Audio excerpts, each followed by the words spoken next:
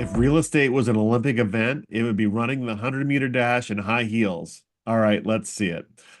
This is the real story with Adam and Sherry. I'm Adam Hamalian, And I'm Sherry Hutchens. and this is where two broker associates with 35 years of combined experience talk about doing all things real estate. And this week, we're actually focusing a little bit more on our agent listeners, coming off of some mentoring and coaching we've been doing with some agents. And we thought we'd focus on um, how to maintain your business while generating new business. It's kind of like running the 100-meter dash in high heels. But before we get to that, Sherry, how are things going? Things are going great. We've got three closings this week, which is a good thing considering that we are almost on top of Thanksgiving. I know, kind of a surprise late surge in our business. But what about the market as a whole? What do we see going on out in the general market? I think it's slowing down a bit for the holidays. People are starting to think about holidays instead of real estate. Although, as I've said, I don't know how many times on this podcast, we've got lots of buyers and not enough houses to sell them. So, and I think that's going to be even more true as we head into the holidays. People are going to take their houses off the market and wait until spring to put them back on. Yeah, there are some houses out there, but they all seem to have some little challenge to them. Things like maybe not having a garage or having some work that needs to be done, like termite Mhm. damage and things like that. So it's not just the lack of inventory. I think it's like we've been saying for the last several months, it's the lack of quality inventory. And with interest rates creeping up a little bit, it makes it even less interesting for buyers to buy a house that's not right at Mhm. a really expensive monthly fee for them. So, Or you have those buyers who are in contract and want to buy a house and can't because there's a lawsuit against the house. oh yeah. Well, let's not go into too many details so that gets resolved a little bit more. But yeah, we had Uh-huh. interesting experience this last week where the metaphorical household on the other side is trying to get on the same page with each other. Yeah. And Yeah. so even though our buyers would um, love to buy the house, there's some question marks that need to be answered before we go Yeah. much further. Yeah. That was a first for me. Yeah. Well, to have my name, because I represented the buyers in the contract, be in a court filing was a little unnerving, but Yeah. I bet. yeah. So, I mean, our partnership name was on it, but because Of of the way course. the contract was written, my name showed up first. Anyway, I think we're both safe from actually getting involved in the lawsuit. It was just for notification purposes. yeah, yeah. Well, But still, let's move past that because that's there's still too much we don't know about it. yeah, yeah. Um, so the teaser about running a 100-yard dash in high heels is this ever present tension for real estate agents who Mhm, have to market themselves mhm, and work on their business. So we have transactions that we're in the middle of with clients, or not transactions yet, but working with buyers and sellers prepping their homes. mhm. So those are actual clients that need our attention, but we also need to have an eye towards generating business. And so we're hoping to maybe give a little insight to our agent listeners about how we do a little bit of organization and Mhm, maintain those two things, and mhm. hopefully give you some tips and insights on how you might do it. Because I don't think there's one magic way to get this done, and it just depends a little bit about your specific situation. Um, what Yeah. are just kind of as a general rule, what are some things, Share, that you do, and maybe even before we were partners, to keep yourself organized? Well, I'm a systems person. I like to, even going back to my days in advertising, I was into systems and infrastructure and having everything um, put on either a spreadsheet or a checklist so that I knew what had to happen for each section or part of my business. So, as you know, we have listing checklists when we have a listing that we're working on. We have buyer checklists when we get somebody into contract. But we also have things that we automatically do for social media and, business planning and things like that. And I did that before we were partners. I probably didn't do it as well as we do it now. And I think the one big difference is, well, let me back up a minute and say that when you're busy with transactions, it's hard to think about everything else that needs to be done. That's not transaction related, especially if you've got three or four or five transactions going at a time. And we are hands-on agents. We do not hand off that work to an assistant or somebody else. We do it all. We are the only ones who talk to clients. And so if you have to be thinking about, did the social media get done? Is the advertising being done? What about that 12-page, a business portfolio that we need to revise? How does all that happen? Well, we hired an assistant to help with some of that stuff that's not client facing. And I think that made a big difference for our business. Yeah. I think that you're alluding to the kind of the tyranny of the urgent, right? What's Yep. happening right in front of us today is most important. Yep. And to a certain extent, that's true. If there's a inspection that needs to happen, you have to go to meet the inspector. You can't put that off till tomorrow. Yep. There's time frames, just contractual time frames Yep. on some of those things, or there's an offer date. And so, boy, we meet with a client over Zoom, which is nice that we can do it via Zoom and Mhm. share documents and not have to meet in an office at 8 o'clock at night. Yep. Um, but we still have to meet with them. We still got to go through, make sure they understand everything there is presented about a contract. And so you have to do that in a timely manner because that's when the offers due. And so those other things which aren't transactional can fall by the wayside. So things like your monthly newsletter, or a monthly postcard, or delivering pop buys, because those all things are important. We've determined based on our business plan that we want to do those marketing pieces to our sphere, but they in the urgency of the day take a second seat. And unfortunately, I think for a lot of agents, and I know this was true for me before we were partners, that I would things like that would get delayed, and I'd have a Yep. goal having, say, the newsletter out on the first Tuesday, and I might go to the last week of the month, and then it's like weird because you're like you're gonna do another newsletter a week later. It's like just kind of Yeah. throw everything off. Yeah. Well, and the way we get business is to advertise and reach out to our clients on a regular basis, newsletters and postcards and pop-bys and all those other things that we do for them. And it's a very common problem with real estate agents that they get busy and they neglect the marketing. And then all of a sudden they close all the transactions they've been working on and they have no business because they haven't been working on getting business while they were busy with real business or actual business. Yeah. So it's an age-old problem. So our owner broker, she likes to use the illustration of having a basketball on your fingertip. You can picture the Harlem Globetrotters Uh, and this is me with a ball. You can't see it, and I'm keeping it going, right? And so you got to keep your marketing going while you're yeah, doing this other thing over here on the yeah. side. Kind Um, of hard to do that. You need yeah, more hands than just two. I can't keep the ball on top of my finger if Well, I have I want to nothing see if else to Julie do. can actually do it. Yeah, I bet you can, but not with those nails. No, Um, probably not. the you may have heard the book Good to Great and a follow-up book to that, which was Built to Last.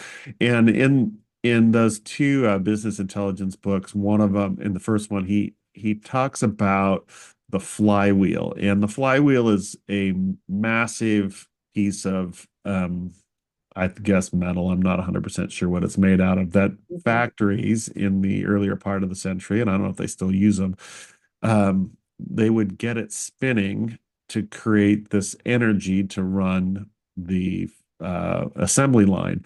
And because it was so heavy, the inertia of this flywheel, it took a lot of energy to get it going. But once it was going, the inertia would keep that wheel running, and it could Yeah, push drive the whole assembly line. yeah, And I think that that's part of what's important about business for us, whether you envision it as spinning the basketball on your hand or this giant flywheel. yeah, But you get that. It takes a while to get that rhythm going, to get your newsletter going, your postcard going, your pop buys, social media. But once you develop a pattern, it's like that flywheel, and it doesn't take that much to keep it going. But if Yeah, you neglect it and it comes to a halt, yeah, it takes a lot of energy to get it going again. absolutely. And so one of the reasons why we have systems is to be able to balance both the urgency of the moment, but then also to make sure that we keep applying just that little bit each week to our marketing to keep it in front of our sphere and the general public as whole. Um, what are you a paper person or a computer person? Like how do you if you in your natural habitat did not have to deal with a business partner or an admin system, would you prefer to be a paper person to keep track of your to-do list or do you prefer an online tool? Well, I do keep a paper to-do list in addition to our tasks online list because there's something about having that piece of paper in front of me. I have a little black notebook that I carry, and it's pretty much all the same brand all the time. And every day I start my day by writing the date at the top, and then I start making my list of things that I need to do. But I have a very similar list that appears online. I have tried in the last few months to switch over to completely online, and I don't feel like I have a really good grasp of what I'm supposed to be doing in a single day when I can't lay it out in front of me on my desk. Um, how about you? So I want to lean into the online. I think that's kind of where I feel better served, but there is something absolutely helpful about actually having the physical piece of paper or Mhm, notebook. And mhm. part of that is just, the being online all the time, there's too many distractions while you're trying to get to where Yeah, you go. You see a new email came in or you see a new text came in. Um, Go on to social media and watch a video on TikTok or listen to a podcast of two very yeah. attractive agents like you and me. Oh, Uh, yeah, right, exactly. What did I have to do? exactly. That's a joke, everybody. We're not that narcissistic. We just play that on TV. Um, but what I like about the computer and having the reminders on my phone is it's harder for me to lose those tasks. That notebook, is it in my briefcase? Is it on my desk at the office? Did I bring it home? Yeah. And my work spot at home has kind of been ebbing and flowing now that both my kids are out of the house. I'm finding a little bit Mhm. permanent location for it. But but I know that if I open up my phone and open up the tasks app, I can see what needs to be done today. I can see what things are past due. So, like, I know that you might copy things from a previous date onto your current page, but I would get lost flipping back through the pages to try and find what got missed. There's eight things checked off and one thing wasn't checked off. Well, online, that one thing that's not checked off is always there. I can see Yeah, it. I can see when its original due date was. yeah, And I might have notes there that help me, it might be linked to an email or a contact, so I don't have to dig farther for it. yeah. Do the One of same the thing when I get a phone call, excuse me, I take notes on whatever day it is on my black notebook. And sometimes I'll be looking for, a note that I made about a person, about a contact, about a lead, about a transaction, and I'm able to flip back through my book and find it and have it there because I usually take notes when I'm talking to someone and I keep a record of it. Um, Oh, it's so bailed us out more than once because we had to like, was that said to us? Did we told that we'll go back and we'll find those notes? You'll go back and find those notes. It's invaluable that those do get missed. A little bit harder sometimes to find it. Yeah. it's such an ingrained habit for me that it was only recently that I threw out all my notebooks from when I was in advertising. Only recently, Sherry. Only recently, How long have you been out of advertising? 24 years. Yeah, But okay. I had the same system then. Yeah, And I would, I just kept track of all of the books all those years and even yeah, moved them twice when I yeah. moved. Well, maybe three times. And finally it was like, I guess I can get rid of these. Okay, yeah, I guess so. But yeah, they might come in handy. Yeah. But what about calendars? I mean, people of my generation, I'm not sure if it was still the case for you. They were used to the day timer. You opened up your big fat 4-inch day timer that had your whole life in it, and you knew exactly what you did on any given day and what you were going to do that day. I had a hard time giving that up. I hated that. I did not mind giving up the calendar. Hmm. Yeah, I think because I just never figured out how to use it right. Because Hmm. how much of your daily things did you put down on it? If it's not really an appointment, how much do you Hmm. block out? And I know that some people really they organize their business effectively with a calendar, and I'm not one of those people, but I will advocate for certain things. Like if you want to get something done, say like a newsletter that you know is going to take an hour or two to write, then you should block that out. But there's people that will, real estate agents and coaches in real estate that will absolutely tell you you should be blocking out your whole day. Like from 8 to 10 you're going to read and catch up on what all the current events are of real Yeah. estate, and then from 10 to noon you're going to write thank you notes or engagement notes with potential clients or people in your sphere, and then Yeah. 12 to 1 is when you do your inspections or whatever it is. But Yeah. and I think part of that is really smart, because if we don't act, if it's just a task on a list, you might not schedule the right amount of time so that you could actually get it done. So you say, Yeah. oh, my list today is to do 10 great thank you notes. Well, if you don't block out time to write the thank you notes, you get busy with the urgent of going and doing whatever comes up, then you never get to those thank you notes. So sometimes writing on the calendar makes a big difference. Yeah. It's interesting. Sometimes I'll place a call to someone that I really need to talk to, and I'll get one of those messages that says, I return calls between 10 and 11 a.m. and 4 and 5 p.m. Um, Please leave a message and I'll call you back. And it irritates the heck out of me because I want to talk to them now. But there are times when I understand why they do that, especially when you and I have a bunch of transactions going and we've got a lot of buyers and we're out showing houses and we've got inspections and we've got all this stuff going on at once. And interspersed between all that is the dinging of my text and the ringing of my phone and the emails coming in on my computer. And it's like, oh, it'd be nice to just return calls twice a day yeah. instead of having it interrupt what I'm trying to accomplish as I'm going through my day. I Well, don't know and how I you feel about those messages, but well, I also think part of tied into that is the urgency of you and I valuing being with the person that we're with. So obviously, when you're with a client, they need to have your attention, and you can't be sending out side texts to somebody else. Occasionally, there's some urgency around timing on something needs to close and just needs a thumbs up on something, but yeah, in reality, almost everything can wait at least an hour and be present with the people you're with. And I think that yeah, the other part about that is to be able to say, I may not be meeting with somebody, but this activity is really important that I get it done, and you yeah, block out. And I know that you put your phone on focus even when I want to call you, and that you won't, you're like, I need my business partner to cut me some slack so I can get my job done without him calling me.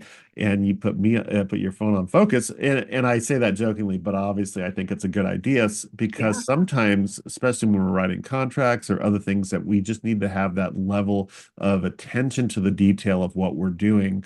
yeah, And it's okay to let that phone go to a message and call yeah, it back later. The important thing is to call it back later, yeah. and not let it Not go. forget. Yeah. I think one of the interesting things about our partnership was we actually started out um, as accountability around these kinds of keeping activity and Yeah, tasks yeah. straight. And I kind of want to, before I jump into that, kind of want to back out to kind of the general way that things end up on a to-do list for us. Hmm. So we will do annual business planning. That's very common in all industries, particularly in Hmm. real estate. Yep. And built into that is our marketing plan. So this is the time of the year that we're planning things out for the next calendar year. Yep. And we'll establish topics that can be changed, but topics and subjects for our monthly newsletters and postcards. And we might even begin to brainstorm about pop buys that we can plan out for the whole year. Yep. And then in theory, we don't do this part very well. Quarterly or monthly, we talk about, well, quarterly, well, we do the monthly. Quarterly, like what are the things that are coming up in the next 3 months? Do we need to start ordering things and doing things like that? Now, that Yeah, meeting did not work as well for us, but we do monthly talk about here's what our newsletter is this month, here's what our postcard is this month, here's the yeah, pop pie. yeah, And a lot of that gets housed in a weekly meeting that the two of us and our administrative assistant have on Mondays. yeah, And we will not only take care of what are things that need to happen that month, but specifically what's going to happen this week. yeah, And then the smallest component of this, which we have fallen out of the practice, but we're trying to work it back into our practice, and that is a daily check-in. So yeah, this is in lieu of saying, hey, we need to meet every morning to talk about what we're going to do. Well, we're too much of adults for that. We don't actually need to meet to talk about it. But it's good for you and I to write out, here are the top 5 things I'm taking care of today. Um, and those can be both the urgency of a transaction, but also the long term yeah. of the marketing plan. And that happens via text. And that happens via text. Yeah, Yeah. Um, and so think about how things show up on that list. You can't just, we can't just show up at that Monday meeting yeah, and pull ideas our out of the air because we will forget important details. yeah. So how can you tell everybody how we get things on that list on Monday mornings, whether it's transaction or marketing? Well, specifically for transactions, as I mentioned early on, we have listing checklists and we have buyer checklists. And we use Google Tasks to keep track of transactions as well as marketing to-dos, pipeline buyers, pipeline sellers, all of that.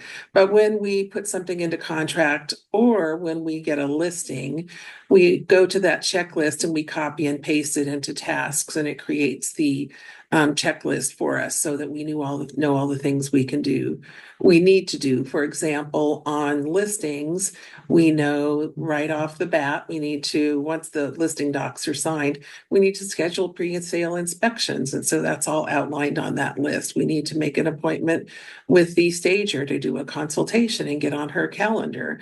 We need to sit down and go through all the disclosures with the clients.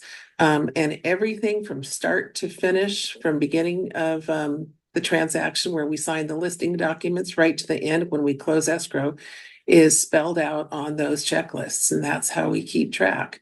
And, ideally, you and I are checking things off during the week as we're, finishing the different tasks. But sometimes Monday is cleanup day and then planning for the rest of the days of the week, depending on what is left to do on that list. What I love about the 2 things I want to throw in here, what I love about that list is that we don't copy the whole list from first contact to follow up after closing, because that would be about 100 different items and it would just clog our to-do lists Mhm. and we'd never get anything done. And Yeah, that you've broken it down to what are things that need to happen before the listing appointment, what are things yeah, that happen between listing and marketing, and then so on, so that they're in bite size. And so each one of those might have anywhere from 5 to 15 check light items on the spreadsheet. And when we copy it over from the spreadsheet, every row ends up, we use Google Chat, and that's where we create tasks in Google Chat. mhm, And mhm, those tasks, each one of those rows shows up as a task. And so now we have 5 to 10 different tasks. And at mhm, that meeting, we then can assign it to you, to me, to our administrative assistant, mhm, and we can put a due date and time. And mhm. so say this has to happen Wednesday, the 19th by 5 p.m. Yeah, And that shows up on Adam's to-do list, or it shows up on Sherry's to-do list.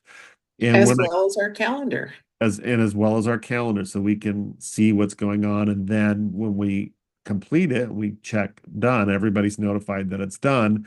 And it still is archived in that chat where you can Yeah, go down to the completed activities and see, oh, did we do that or did it just get deleted from our list? Where is it? And yeah, we find it. Yeah. Um, and we can confirm, oh yeah, that's when it got taken care of.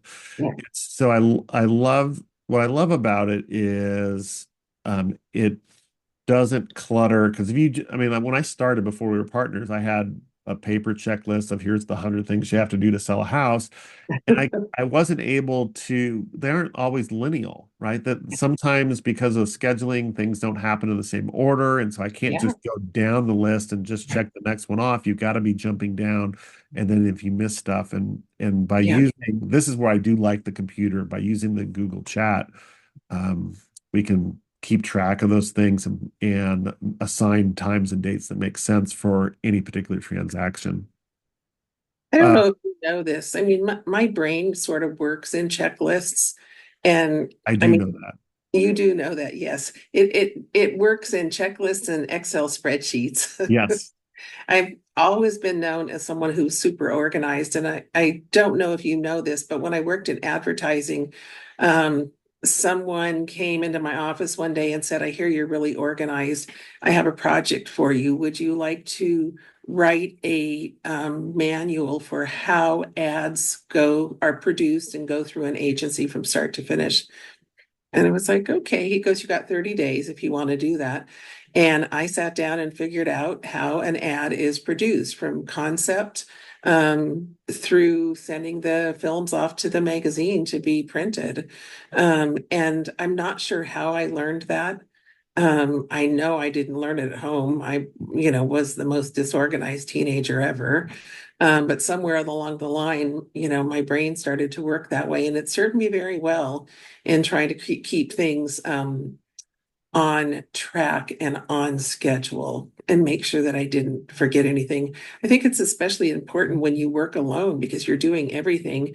We're kind of lucky because if one of us forgets something, the other one comes along and picks up the slack, and so we rarely miss anything that needs to be done. Well, partly because we have a checklist. Yeah, One of us might be running around with our hair on fire trying to take care of the urgent because it needs to be taken care of, and the other person's yeah, like, "Oh yeah, well here are the things that need to be." Like last week when you were out of the office, I could just fall back on the checklist and like, "Oh, yeah, here are the things that need to get done." yeah. Even though previously I wasn't here to be assigned those things. So all right. So we talked about kind of the transactional things. That's how they get on our to-do list. And Monday at that Monday meeting is when we solidify who's going to do it. And but let's talk about the longer term marketing ones that are the ones that often get forgotten by real estate agents. So how do we keep those on our calendar? Mhm. That's a really good question. I'm pausing because I actually don't know how that happens. Sally. Sally. Well, I think that, okay, so I think that the most important person in our relationship really is our admin assistant, Sally. None of this would happen without her. And after we do our business planning, our once a year business planning, Sally comes in and assigns everything to a calendar for the whole year. I mean, talk about organized. She makes me look like a slacker. Yeah. Oh, she is amazing, and this Yeah, is she does this, and she actually manages all our social media marketing, which is yeah, kind of a little subset of this whole conversation. yeah. Um, She's lucky that she can focus just on that because she doesn't have clients calling and appointments that she's got to go to and things like that. So she's the perfect person for that job. Just, put her head down and deal with the logistics of a full year's worth of appointments and to-dos. well, I think that there have been times when we've been busy that we probably would have wanted to expand her role further into some of the transactions. I mean, she is a licensed real estate agent. Yeah, Um, but but I do think the beauty of the way our system is set up is that she's not completely removed because she does help us with like ordering signs and flyers, and so she's not, yeah, but she doesn't have to deal with the kind of urgency of the client that we are. yeah, And so she can regulate those things. She can just focus on the regular rhythm of postings on social media several times a week yeah, and producing what those look like in the monthly newsletter. And she's the one who tells us, all right, Adam, I'm typically the one that writes the blog Mhm. post. She'll say, Adam, how's that coming along? I'll get a text in the middle of the week because I'll say, I'll write it by Wednesday. And I will text something like, hey, we need this flyer stand on whatever. And she'll say, all right, I got that taken care of. How's that newsletter coming along, Adam? Very friendly, very positive, Yes, encouraging, always with a smile. always with a smile. And yet it's because she's the gatekeeper of that. Uh, Yeah, how does that work if you're a single agent? I'll have to admit it's a little bit harder. it's very hard. It's Yeah. very hard. And it's also easy to tell yourself, oh, I'll do it later. It's hard to say that to Sally.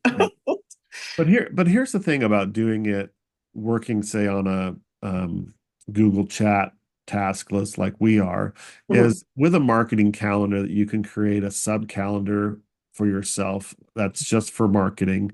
And when you do your business planning in November or December the preceding year, you can go into the calendar for the whole year. You can make, and it can be really simple. You could say, first Tuesday of every month, set a task to write the newsletter so that it can go out the second Tuesday, if that's your rhythm, right? But you can do it once and say repeat 12 times. And that takes care of it getting on your calendar. And Yeah, then you should have a calendar reminder so that on Monday of any particular week, you look at your calendar, what's on my list to do this week. yeah. And that's how it can show up for you. So we admit we cheat a little bit. We pay a human being to help remind us because sometimes I behave like a 12-year-old and I need to be reminded, but I'm an energetic 12-year-old. Yes, you are. Um, um, and but you can calendarize these things. You can create that, like I said, you can create the, if you want to do it as a task instead of a calendar appointment, you could create the task. In fact, I noticed that that's actually what Sally did. She created a task for the newsletter and the postcard at the beginning of the business cycle, Yeah, so that even she doesn't need to remember. I mean, she remembers because it's her job, but yeah, she also just does it once, and for the whole year, it's like, all right, here's a to-do list. It's not been assigned to either one of us. And so then at a Monday meeting, she says, all right, it's on the list that this needs to get done this week. Who's yeah, going to do it? And yeah. then, We could not do the amount of business we do without her. So, yeah, and can I or put in a, sorry? or without the organization that we've surrounded with ourselves with. Absolutely. Can I take a moment as a dyed-in-the-wool Macintosh user to say how wonderful Google is? I mean, our business is Google based, even though I'm a longtime Mac person. Apple was one of my clients when I worked in advertising.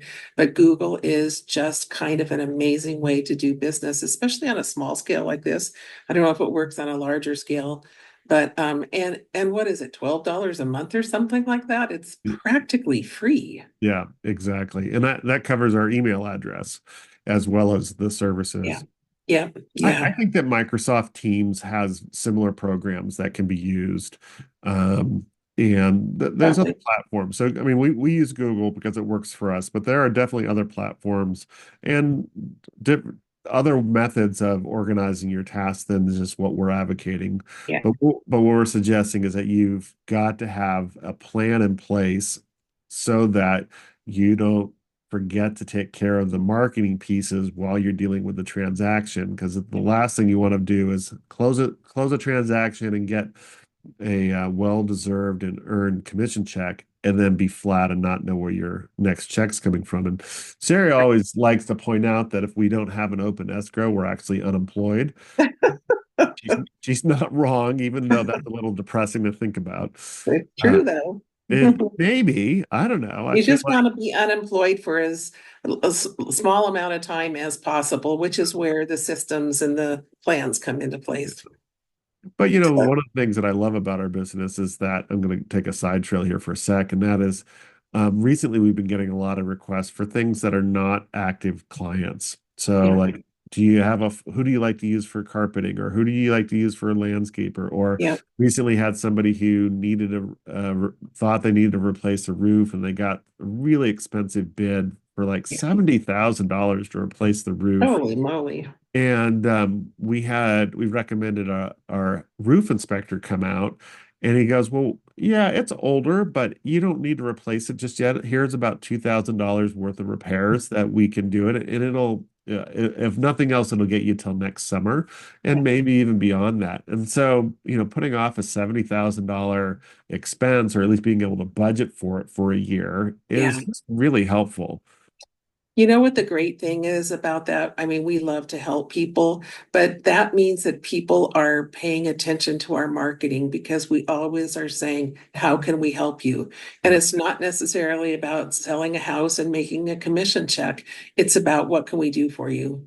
Yeah. Call us. We're the ones who have such great resources for you. And in this case, you saved them $70,000. Yeah.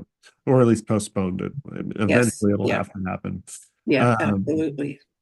all right. Well, I think that we've covered kind of how we take care of tasks, how we get them on our lists, Yes. whether it's paper or electronic, how we manage the details within a transaction, as well as the longer term marketing that keeps us employed.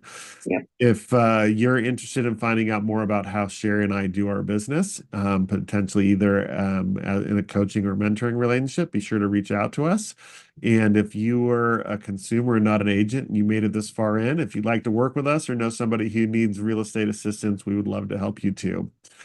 That's it for Before we this. sign off, hold on, I have a question. Okay. You just referred to yourself as a 12-year-old, but what is on your face? That is not 12-year-old stuff I on your I face. know, right? I haven't grown a beard since COVID, and I was on vacation a couple weeks ago and stopped shaving, and I thought, well, let's just see what happens. But I kind of feel like I got a little powdered sugar donut going on right here, don't you think? No kidding. I did last time during your COVID beard. I don't remember it being that white, but Yeah. Well, it's a good look for a 12-year-old.